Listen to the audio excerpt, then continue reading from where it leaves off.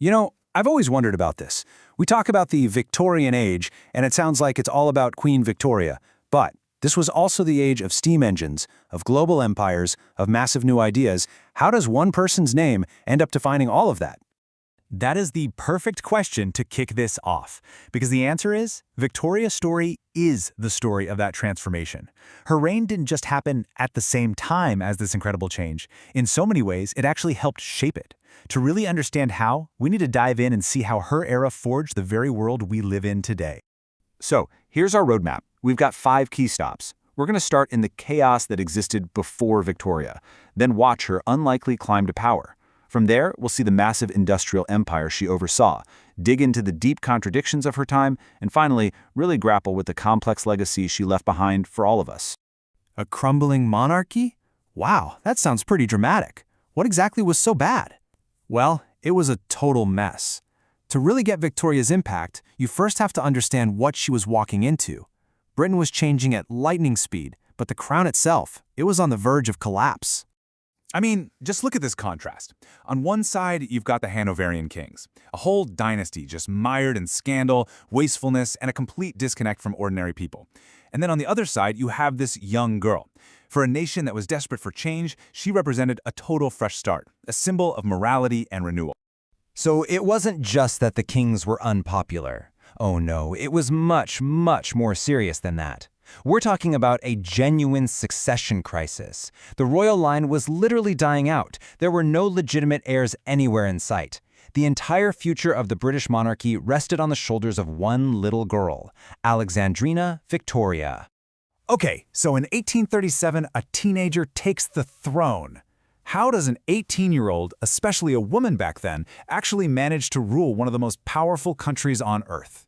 Well, she didn't do it alone. Her first prime minister, Lord Melbourne, was way more than just a political advisor. He really became a father figure to her, teaching her the subtle art of politics and giving her the confidence she needed to find her own way.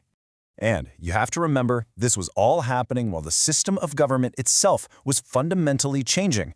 Her reign is what really locked in Britain's shift to becoming a constitutional monarchy. This meant the real political power now belonged to the elected parliament.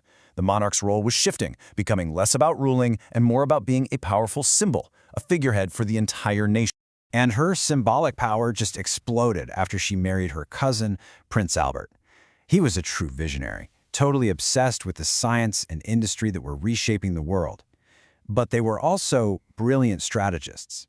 They married their line children into royal families all across Europe, which is how Victoria got that famous nickname, the grandmother of Europe.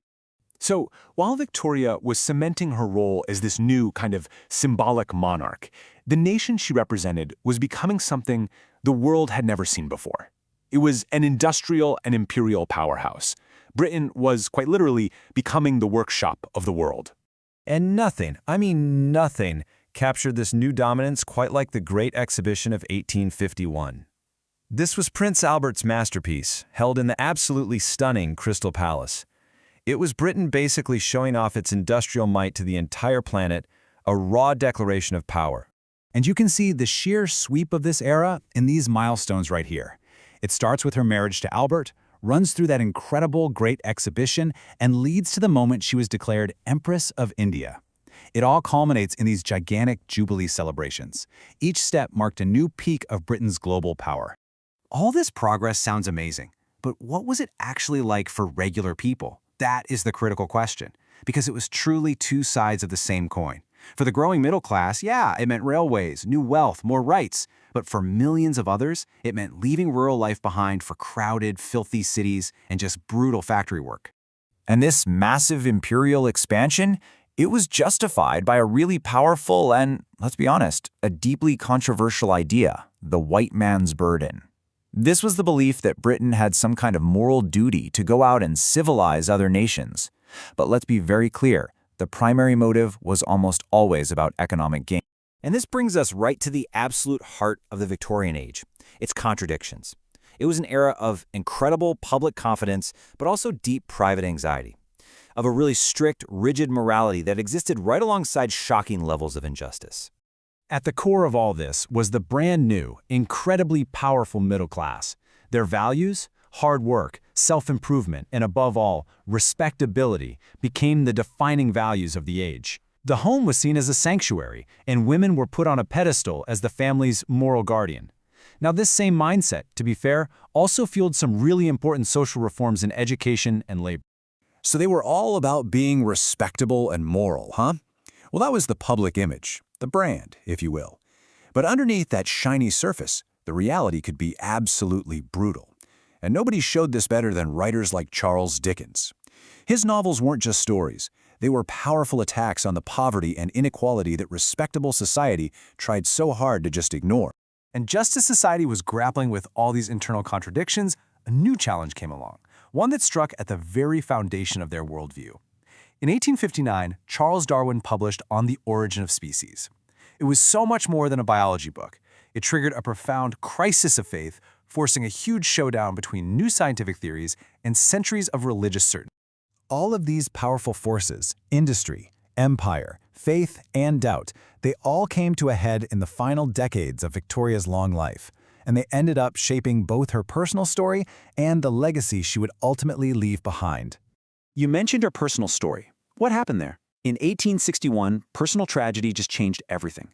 Prince Albert died very suddenly, and Victoria was completely shattered. She pulled away from public life entirely, entering this deep state of mourning and wearing black for the rest of her life, and that was another 40 years. 40 years! That is a very long time to be out of the public eye. How did people react to that? Oh, it had a huge impact. At first, her seclusion seriously damaged the monarchy's image. Anti-royal feelings actually started to grow. But then, when she finally re-emerged for her big jubilees, something amazing happened. The public embraced her like never before. She transformed from this reclusive widow into a beloved, almost mythical icon of the nation. So, what's the final verdict on her era? It's a total paradox. The Victorians built the systems of global finance and trade we still use. They spread the English language across the entire globe and passed crucial social reforms. But they also left behind the dark legacy of empire, including colonial biases that we are still dealing with today. And that brings us full circle, right back to the Queen herself. She started as this uncertain teenager, the last hope for a dying dynasty. She ended her life as the matriarch of a global empire, her own journey perfectly mirroring the incredible, chaotic, and contradictory transformation of her nation. So, they really did build our world. They absolutely laid the foundations, there's no doubt about it. Our technology, our global economy, even our politics. But it leaves you with one last question to think about.